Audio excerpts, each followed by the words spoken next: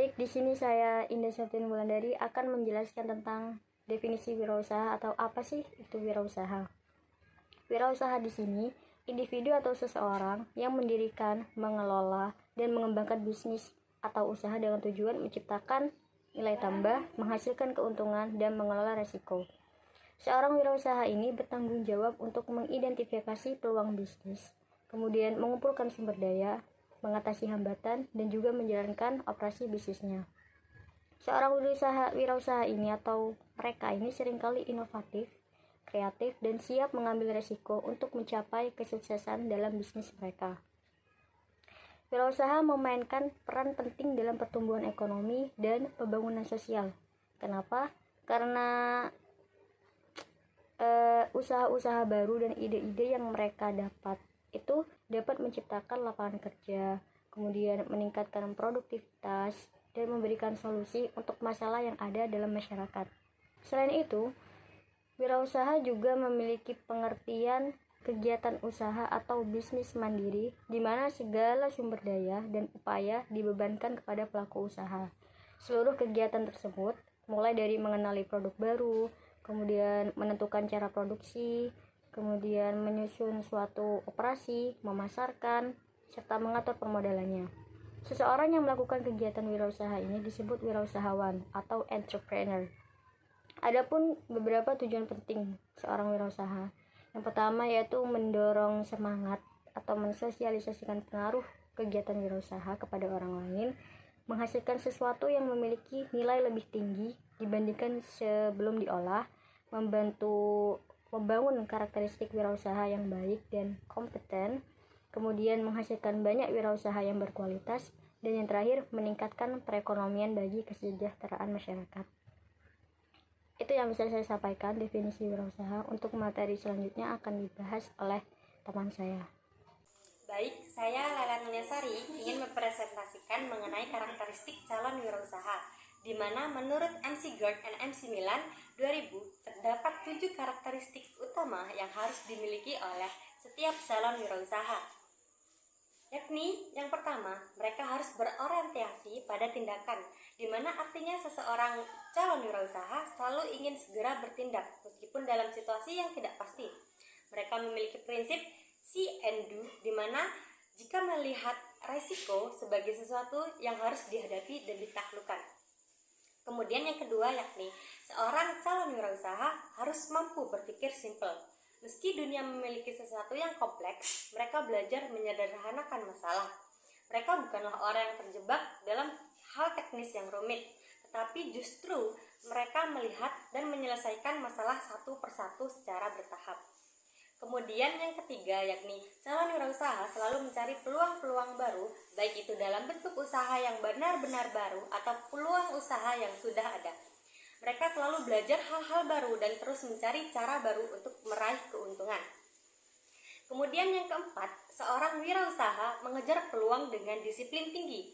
Calon wirausaha yang sukses memiliki disiplin tinggi dan tidak menunda pekerjaan, karena mereka paham bahwa peluang selalu terkait dengan waktu.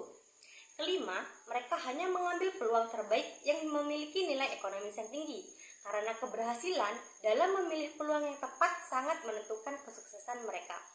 Keenam, fokus pada eksekusi. Seorang calon wirausaha harus mengeksekusi dan merealisasikan ide-ide mereka, dan mereka juga harus adaptif terhadap situasi baru dan kesulitan di lapangan. Yakni yang terakhir, ketujuh, calon wirausaha harus mampu memfokuskan energi setiap orang pada bisnis yang digeluti. Mereka harus memiliki kemampuan untuk mengumpulkan orang, membangun jaringan, memimpin, dan berkomunikasi sangat penting dalam mencapai kesuksesan. Dengan memiliki ketujuh karakteristik ini, seorang calon wirausaha dapat mengatasi tantangan dan meraih keberhasilan dalam dunia bisnis yang kompetitif. Sekian dari saya. Baik, saya Hana Silkana Gia akan melanjutkan memaparkan materi yang ketiga, yaitu tentang prinsip-prinsip kewirausahaan. Prinsip di sini sangatlah penting karena bisa dikatakan adanya prinsip ini menjadi sebuah pondasi untuk berdirinya sebuah usaha. Dan adanya prinsip ini dapat membantu mengelola bisnis agar menjadi lebih sukses. Baik, langsung saja pada perincian apa saja prinsip yang harus dimiliki dalam sebuah usaha.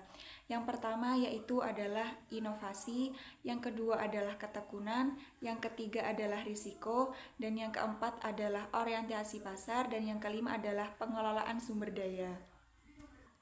Nah, kalau kita berbicara pada inovasi, pastinya dari pengertiannya sendiri, inovasi itu adalah memunculkan nilai tersendiri yang berasal dari bahan baru dan dengan cara pandang yang kreatif begitu. Nah, dan selanjutnya adalah risiko. Dalam sebuah usaha yang berdiri itu pasti ada sebuah ketidakpastian, kegagalan yang akan terjadi. Nah, dari sini dengan adanya prinsip meyakini bahwa akan ada resiko yang terjadi, kita akan semakin kuat untuk membatasi apa saja yang akan terjadi di kemudian hari sehingga memperkecil adanya resiko yang akan kita hadapi nantinya, begitu. Nah, karena kita meyakini adanya sebuah risiko yang akan terjadi di kemudian hari, maka alangkah baiknya bahwa kita harus tetap menjaga semangat kita agar tetap berada pada tujuan awal kita mendirikan bisnis ini. Sehingga kita membutuhkan sebuah ketekunan. Nah, ketekunan sendiri itu adalah ketabahan dan sikap tetap ulet untuk menghadapi apapun yang akan terjadi, baik rintangan apapun itu yang nantinya akan tiba-tiba datang begitu. Jadi kita harus siap siaga dengan adanya ketekunan ini. Yang selanjutnya yaitu adalah memahami orientasi dari sebuah pasar.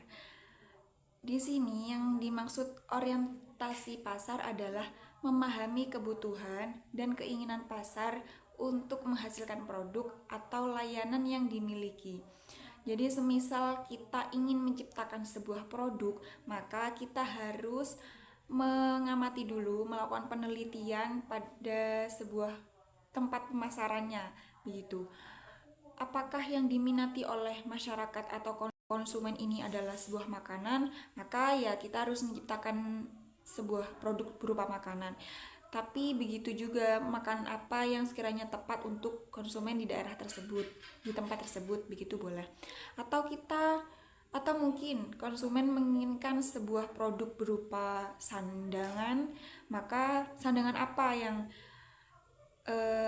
harus kita ciptakan yang sesuai dengan mereka. Semisal kita berada pada tempat yang mayoritas adalah orang Jawa, maka kita tahu ada produk berupa produk suhita dan itu salah satu produk yang dengan mengajarkan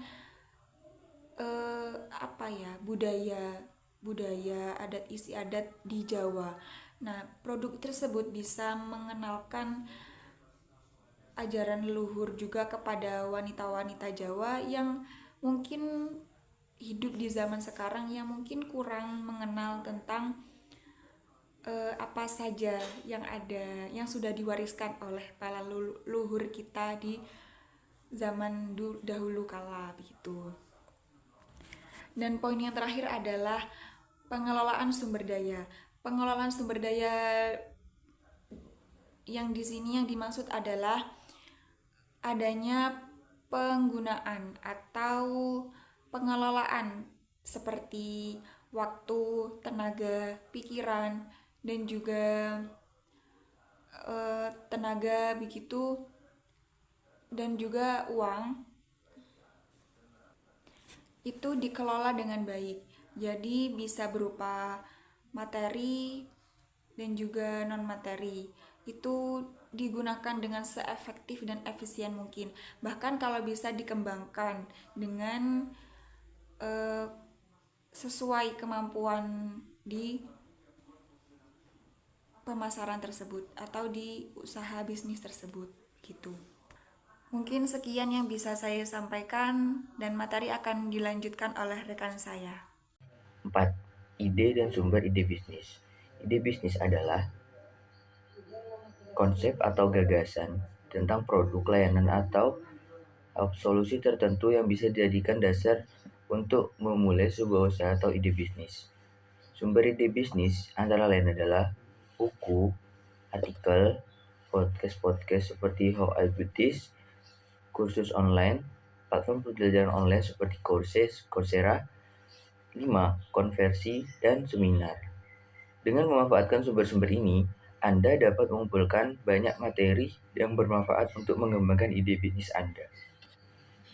Masalah permodalan dan solusinya. 1. Minimnya modal usaha. Jadi misalnya kita punya minim modal, kita bisa ngajak orang lain untuk bekerja sama dalam usaha kita.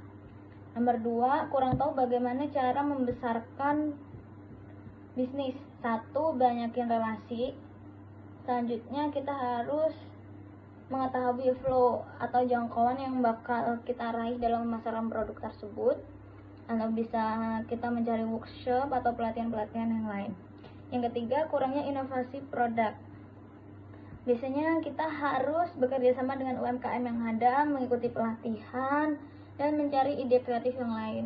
Nomor 4, belum memaksimalkan pemasaran online. Jadi kita tuh harus punya satu marketplace minimal untuk pemasaran produk kita secara online. Nomor 6, tidak adanya branding. Nah, seharusnya kita tuh harus analisis SWOT dulu terhadap produk-produk yang akan kita launching. Nomor 7, tidak melakukan program loyalitas pelanggan solusi.